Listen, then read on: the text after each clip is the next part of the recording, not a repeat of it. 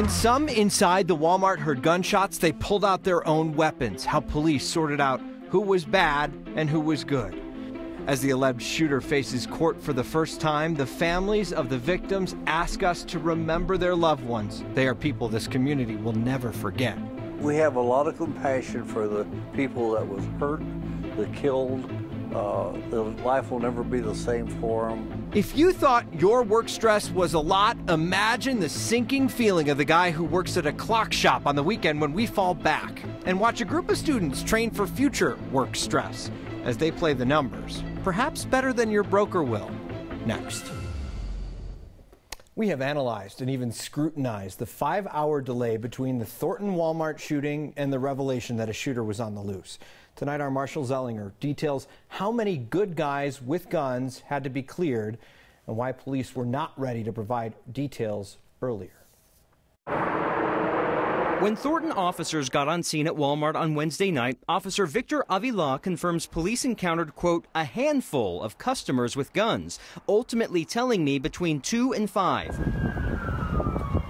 He said officers on their way into the store saw customers with guns, and then later on the surveillance video inside Walmart. Avila, who was the officer in front of cameras 5 hours after the shooting was reported, told me he did not have enough specific information to update the public any sooner. We have a shooter inside the store. We're still getting further. We've had multiple calls. He said once this tweet went out, shooting just occurred at Walmart, multiple parties down, please stay away from the area.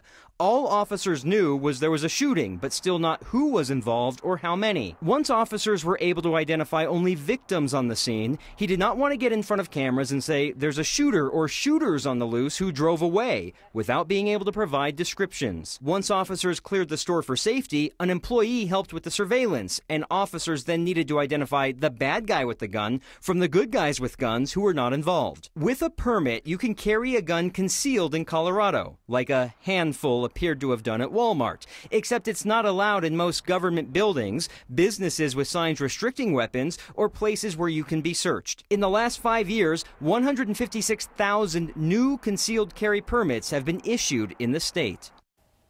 Colorado is also an open carry state. You can walk down the street with a gun legally, except for Denver, which won a court case allowing it to ban open carry of weapons. You also cannot open carry in most government buildings like jails and courthouses. All right, Marshall, thanks.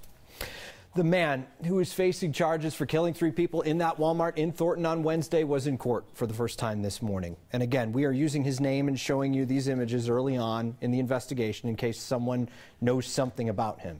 Scott Ostrom is being represented by a public defender. He'll be in court again on Monday, where he'll learn about the charges he faces. He's being held without bond until then. And we're still working to learn more about the 3 victims killed in Thornton Wednesday night. Victor Vasquez, Pam Marquez, and Carlos Moreno. Moreno was 66 years old, worked at the Auraria Higher Education Center for more than 18 years. He leaves behind a wife, 3 daughters, and 2 granddaughters. Today, we got to hear from his family in New Mexico, which is where he was originally from. He was such a big force that I can't imagine what loss they're going to be feeling. He's just a bundle of energy and laughter, and there's no way you could be in a bad mood around him. And if you were, you weren't for very long. And we'll continue to tell you what we learn about Pam Marquez, Victor Vasquez, and Carlos Moreno as we hear more from their friends and family members.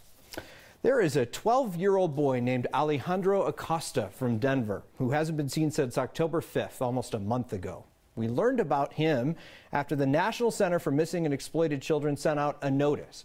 But police in Denver hadn't sent any sort of alert out about him that would tell us why or how he disappeared. That led us to our next question, which is, why didn't Denver police send out anything about this case? And what's the reasoning behind when police do and don't send out information for the media to get out to viewers? So a lot of you wondered out loud about this when we posted this story on the 9 News Facebook page yesterday. First, this case. Denver police tell us they have no reason to believe this boy is in any immediate danger. They say he's run away in the past. Now, we don't usually report missing persons cases unless the police specifically ask for our help. And here's DPD's policy. They release to the media when the missing person is believed to be in danger, in immediate danger, or it's a child 11 or younger. Denver prosecutors have agreed to a deal with one of the two men accused of taking part in a murder at a light rail station. The Ever Valles case got national notoriety because Valles, a Mexican national, was able to walk out of the Denver jail at a time when immigration officials wanted him. Today, Valles pleaded guilty to aggravated robbery, a plea that will send him to prison for at least 16 years. Part of that deal will require him to testify in the murder case against his co-defendant. Tim Cruz was shot back in February at a light rail stop. The result, police say, of a robbery attempt. If you live in Denver, police want you to know about their plan on Monday. They're going to test the Shot Spotter gunfire detection system, so they're actually going to use live gunfire in this case. There will be a bullet trap to make sure everyone is safe. No bullets will be fired into the air. So everyone is safe, but those who live in the Westwood, Villa Park, Clayton, and Montbello neighborhoods will hear live gunfire between 7 and 11 p.m. on Monday night. So tell your neighbors, tell your friends, so no one is alarmed. Allison Ide has officially resigned from her position on the Colorado Supreme Court. That is because she's officially been appointed as a justice for the 10th U.S. Circuit Court of Appeals. That new position is effective starting today. Justice Ide takes Coloradoan Neil Gorsuch's position there, because Gorsuch, as most of you know, is the newest Supreme Court justice. And the Colorado Supreme Court is now accepting applications for a new candidate to replace Ide in the Colorado Supreme Court, if you know anyone. Our whole community has had a sad week. We've been in the national spotlight because of the shooting that happened in a Walmart in Thornton on Wednesday night. So today we asked those who live in that area how things have changed. These three people cannot be replaced. You can never replace something that you've lost, like a loved one. They probably never did a darn thing wrong to nobody. We've been here since 1968. I guess we're considered the old couple at the end of the block. We have a lot of compassion for the people that was hurt, that killed. Life will never be the same for them. And they got all of my sympathy and support that I could give. You can't let that happen, something like that happen, and then make you stop living. We all should learn to get along better together with each other. We all have a responsibility to be as good a citizen as we can. That applies to everybody. 3 people lost their lives, and that's terrible.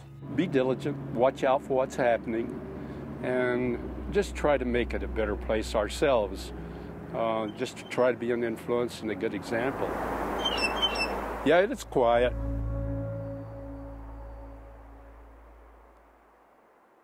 We gain an hour of sleep this weekend, but this guy probably loses a few because he owns a clock store. Along with an extra hour of sleep, it looks like you'll also have at least one nice day to spend outside in the sun this weekend. And it's a sign that prairie dogs are out and about in the suburbs. Next.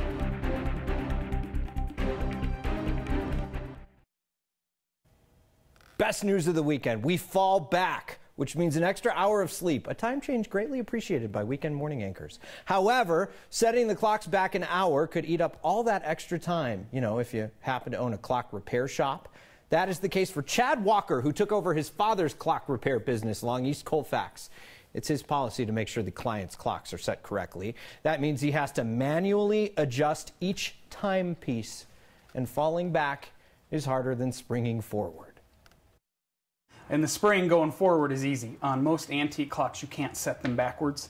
So you have to go forward 11 hours, and on antique clocks, you have to stop at every point that they chime and allow them to chime as you go around. I don't know, I think the whole going back is a lot easier. Chad says most of what he works on are clocks that are more than 100 years old, and there's plenty of that to do.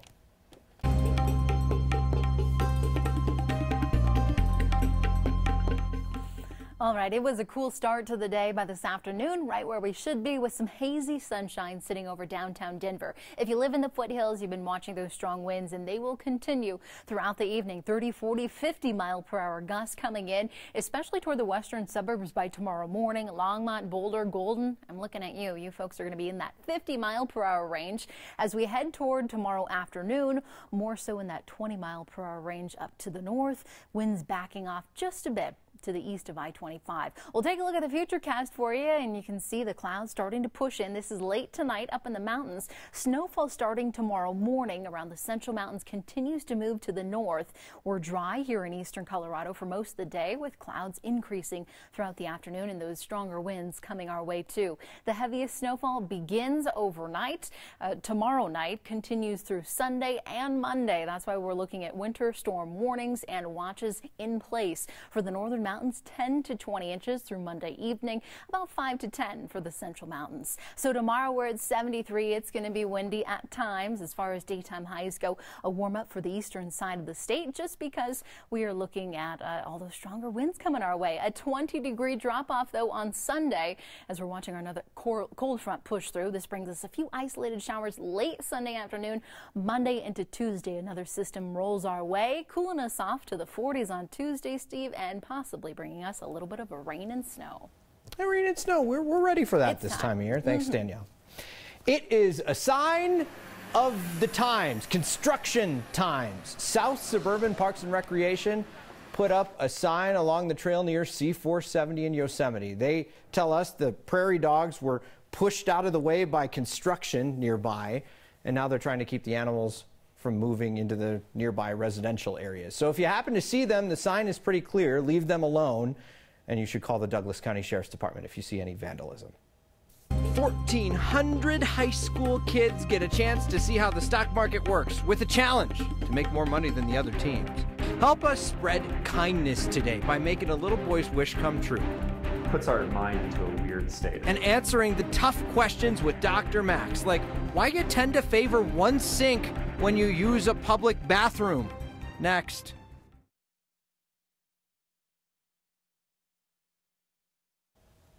The business world can be ruthless, especially Wall Street.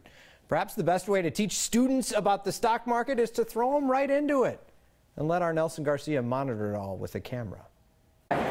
We should be all set. When you get a bunch of teenagers together, of course they're going to eat pizza and trade stock. I really want to invest in Danozymes. This is the 13th annual Junior Achievement Stock Market Challenge, run by JA President Robin Wise. We'll have 1,400. 1,400 students on a simulated stock exchange floor to see which team can make the most money. This is not only something fun, but it's something important for their life in a way that they can save money and invest for their futures. For Angel Hernandez, let's buy first and then from there we sell. This is high-octane learning with his team from West Early College. So we have 1,000. About how news events impact the price of different stocks. 200 stocks of HPH. Buying and selling in real time with roaming traders.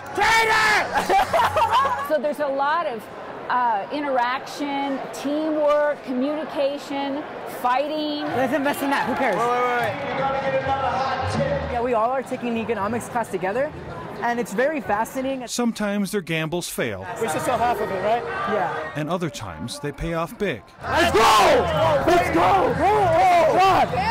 Oh, I'm heated. Okay. It's fun that they can do this here on a simulated stock market floor, and other kids may do it on the football field. It's cool to see how engaged we are. Getting a bunch of teenagers together. Okay, good. We're making money now. All right, cool. For pizza and the stock exchange. For Next, I'm Nelson Garcia.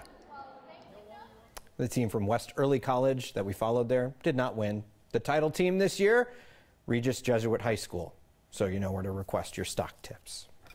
Well, we have a recommendation of sorts on this Friday, an idea to help spread some kindness, to do a good deed. There's a little boy named Jacob who lives in Maine who has stage 4 cancer. He was diagnosed when he was 5. He's now 9 years old, and his family does not think he has much time left. So they're celebrating Christmas early, next weekend. Santa Claus is going to make an early stop. His family plans on setting up some sort of tree, and they'll all exchange gifts. And Jacob's parents say he loves Christmas cards, so there's an effort across the country to send Jacob an early Christmas card to help him celebrate. That's what's likely to be his last Christmas. If you're interested in sending him a card, we have the address to do so. It's on the next section of 9news.com. Well, Dr. Max and I will talk about the reasoning behind what sink or stall you choose in public bathrooms. It's not as weird as it sounds. Well, maybe it is. And your good news next.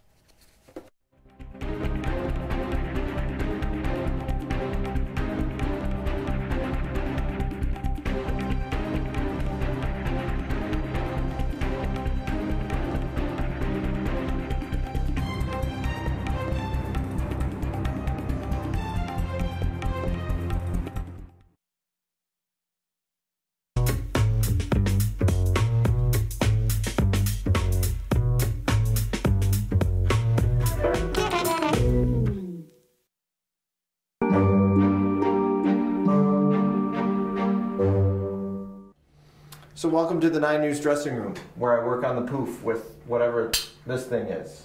Dr. Max Wachtel joining me now. All right. I'm silently judging you back here. Yeah, of course you are. So this is a tale of 2 sinks. It or is. 3 sinks in some cases. Yes. We are told by the crew here at 9 News that manages and keeps the building beautiful that oftentimes there's more soap missing from one sink than the other sink. Yeah, and it's usually the middle sink. So in here we don't have a middle sink. So we only have 2 here. Why do people choose, it's like going into the bathroom and going for that one stall. Yeah, Why do people choose that? So the stall is maybe a little bit of a different story. Like we're doing something very private. We want to feel very comfortable, so we kind of get used to a particular stall. So that's the stall that we like to go to. Now, when it comes to sinks and standing in front of a mirror and all of that, we like balance. So in our minds, we want balance. So like, for example, you are sitting in the middle here because it feels really good. It's actually a little bit weird to have 2 sinks here because when you're washing your hands, you feel very off balance. And then, you kind of can't see too much from the wall there. You can see way too much over here. It puts our mind into a weird state. It feels very comfortable to be right here. So if you're in a bathroom with a big mirror and 30 sinks, you're more likely to go toward the middle. Most people would go toward the middle. Really? That's just how that's sink psychology. What it's about like sink psychology? When we were talking about this, our producer actually said that in a movie theater, you often see people go to the left or to the right instead of to the left if there are 2 entrances into a movie theater. Is there psychology in that? I think that is it deals with our dominant side, honestly, with that one. So that most of us are right-handed, so we walk this direction. I don't know if people who are left-handed go to the left or not. Just because they feel naturally they want to go. Yes, yeah. Now a nice trick to getting a good seat: go to the left when you enter a movie theater because most people go the other way. All right, I got to keep getting ready for the show. Dr. Max, thank you very much. You're welcome. Fix that hair, Steve. Get back to curling. Yeah, it's very important. Dropping knowledge. Well, we wanted to take a little time to remind everyone about the good things in our communities and in Colorado. We asked you all what your good news was. So here are some of the responses. We're happy for Maria Osling, who says, "My mom has been discharged from hospice, alive." Blake sent us this photo after he got to surprise his grandpa by ringing his doorbell 1,000 miles away in Michigan. He says, "We only have so many years left. Gotta make them count." Kimberly has a new charm on her bracelet to mark a milestone in a journey. 100 pounds lost. And Rhiannon wants you to wish a happy birthday to this guy. He turns 1 on Tuesday. She says a congenital heart defect can't keep Gavin Ledoux Bond down. A true miracle. Amanda Ruth also wrote this: as a public school teacher who has a second job as a cashier to make ends meet, working after school has been really weighing on me. So a customer came in through my line last night and after buying a store gift card, slid it across the counter to me and said, "Enjoy your dinner." That is one random act of kindness, brightened my whole evening. We hope all of this brightened your evening after a tough week. We'll see you next time.